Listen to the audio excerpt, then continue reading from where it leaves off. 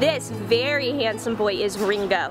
He is a 4-year-old Bernese Mountain Dog mix, so he kind of has a very unique look about him and beautiful markings. Ringo is a very curious boy. He is watching and listening to everything. He loves to come out here, likes to smell and sniff, and he does have that playful side.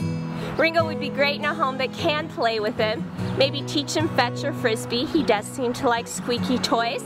Maybe let him run around a backyard or take him for those nice long walks so he can just smell and sniff and explore his world. As you can see, he's also a very friendly guy. That tail's always wagging away, and he loves to be petted and scratched. While Ringo has been here at the Humane Society, he does prefer to go to the bathroom outside, and he walks pretty nicely on his harness. He is a strong boy, so he can pull a little bit. He also definitely already knows how to sit for things that he wants, like treats or toys, so we're hoping he'd be pretty trainable if you wanted to teach him something in his new home.